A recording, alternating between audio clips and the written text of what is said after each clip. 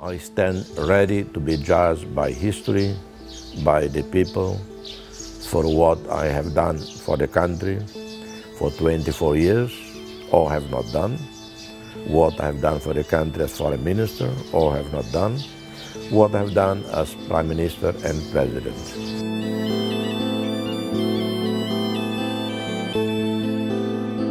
I recall my youth with fondness, although life was not simple, food was not abundant. It was very carefree, very innocent.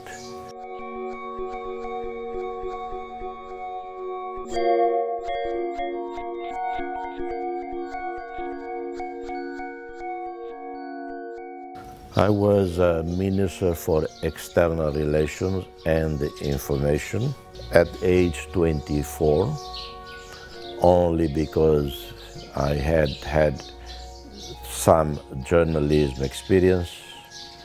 I knew about media, about information. The task was obvious. I was to develop our international relations. That's how we did, beginning in Australia, New Zealand and Indonesia, and other foreign media that came here to Timor-Leste at the time.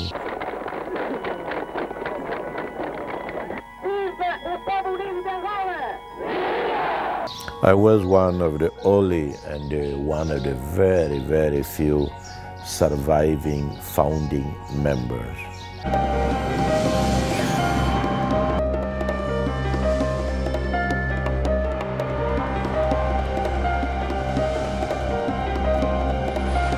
Well, I left 3 days before the actual invasion. I went to go to New York to lobby the international community, the United Nations, hoping to prevent an invasion.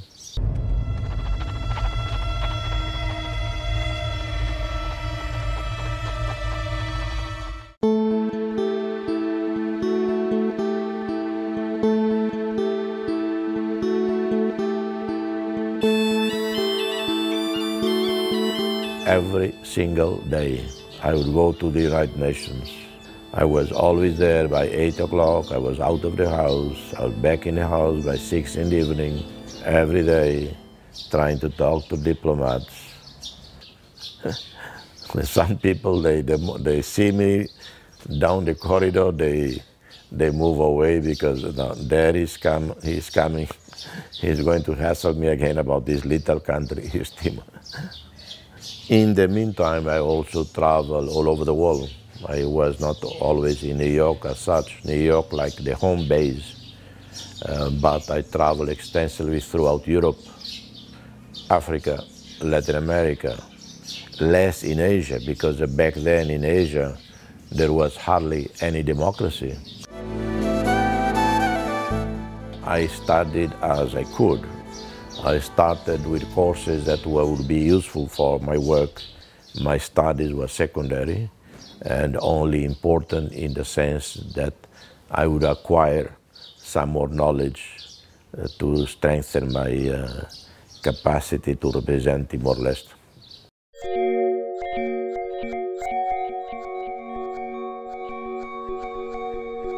There was not much movement in terms of resolving the conflict.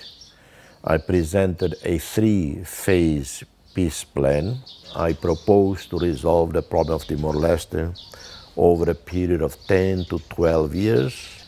My plan would have saved my country of the violence of '99, of the destruction, of the killings, and the utter embarrassment of the Indonesian side, and would have saved the international community billions of dollars. So that was my peace plan, and it was this plan that contributed to me getting the Nobel Peace Prize.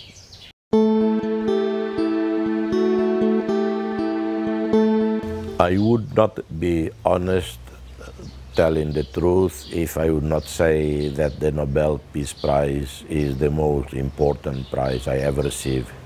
It is the most important for anyone. It's well established, over 100 years, well respected and very influential with the impact on the world. I received many others in other international awards or national awards or honorary doctorate degrees. But in terms of having significance, impact on resolving the conflict of Timor-Leste, yes, definitely the Nobel Peace Prize play a central role.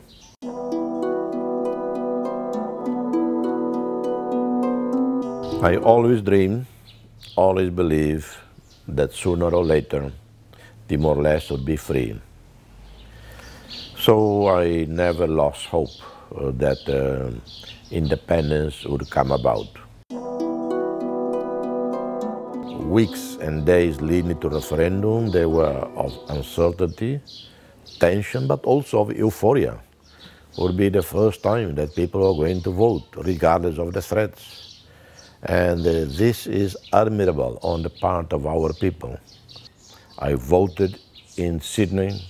It's funny, I just remember that this is the first time in 24 years that I registered to vote anywhere in the world. For peace in Timor and for all those who died in the last 23 years.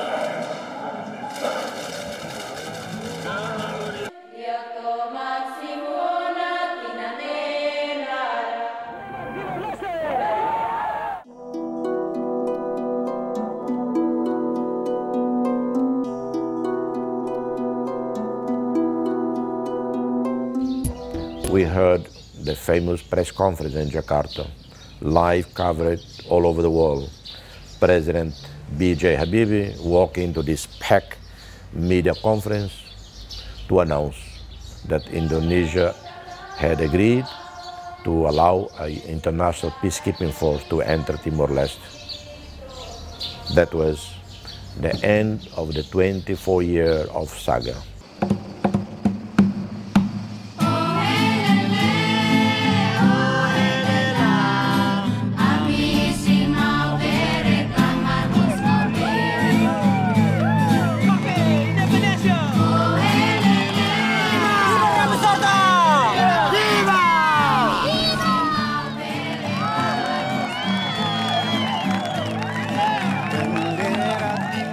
I arrived back December 1st, 1999. Thousands and thousands of people were there welcoming me in triumph. And I was overwhelmed, surprised, with the number of people who were at the airport, particularly because after so much destruction and suffering, and yet it shows the humility of the people, that even though they had just come out of a nightmare of total destruction, they still had enthusiasm to go to the airport by the thousands to welcome me. And I felt overwhelmed, touched. I didn't realize I had so much sympathy, popularity in the country. Over the years, people would tell me, oh no, you're very well respected in the country. People know what you are doing. But if there had been 100, 200 people at the airport, that would be already a lot. That's the end of the nightmare, beginning of a new chapter. My message to the people was, this is a time of healing. This is a time of forgiving and reconciliation.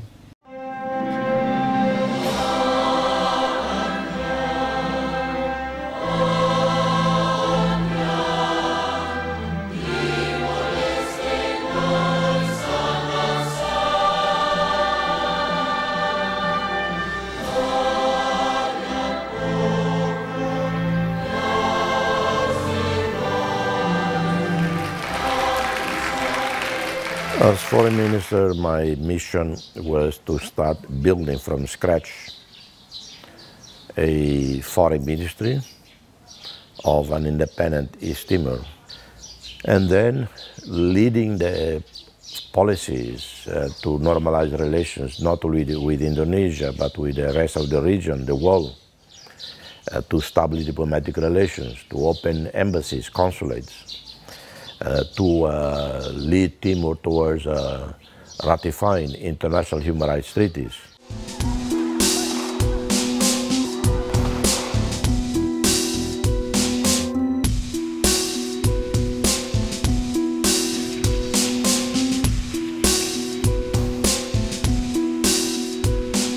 The 2006 crisis for me personally was a nightmare. All over my residence here, hundreds of people stayed squatter. I opened the gates, people came in. I said, how have we reached this stage? You know, the dream of independence came down to this. And then I was asked to serve as Prime Minister. To put it simply, I made every effort to give back to the people what they need, what they deserve, and that is tranquility, safety, dignity. I had to do multiple tasks, healing the wounds as quickly as possible, working with the international community, preparing the elections.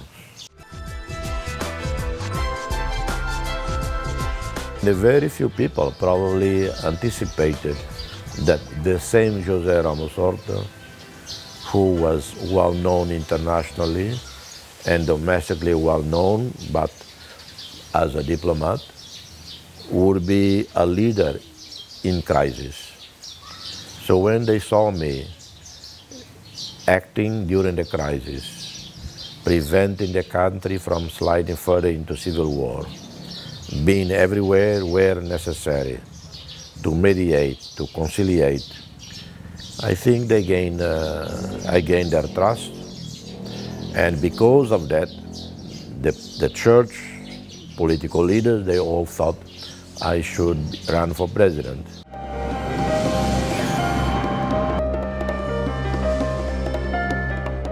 It was a normal morning, like all mornings in my routine.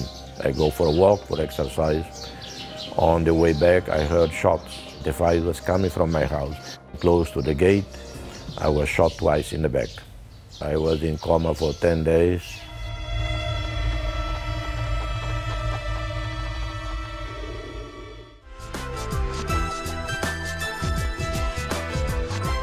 $50,000 to 100,000 people estimated were on my arrival, all the way from the airport home.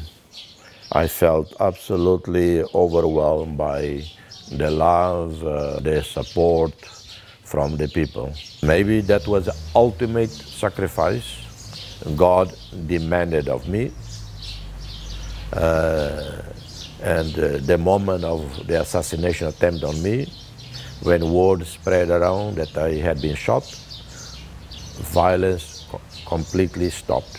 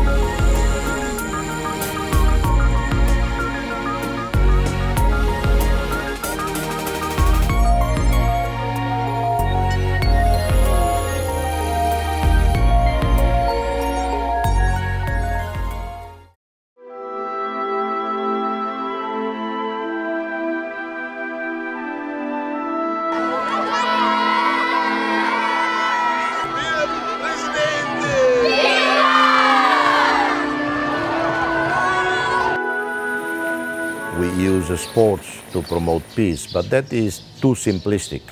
That's why my approach, Daily Seat of Peace, is much more complex than that. Sport, culture are part of the process. Fight against poverty, build homes for poor people, to finance, to support small projects, to slowly, more steadily create a more lasting climate culture of peace in a country.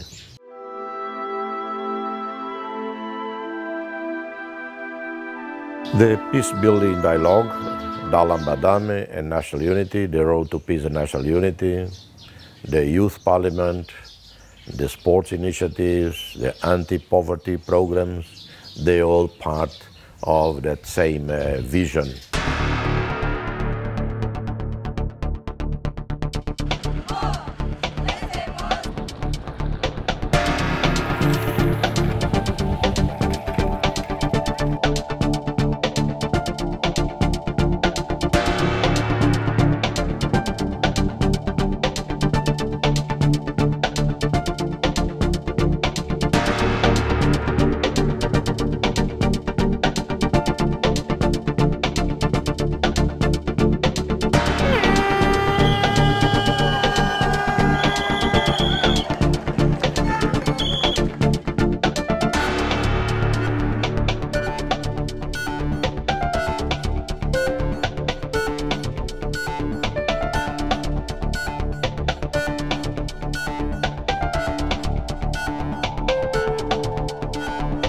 My vision, my dream as a human being, as leader, is that the country remains forever a peaceful country with total tranquility, safety, security for all, and there is abundance of food for every child, every man, woman of this country.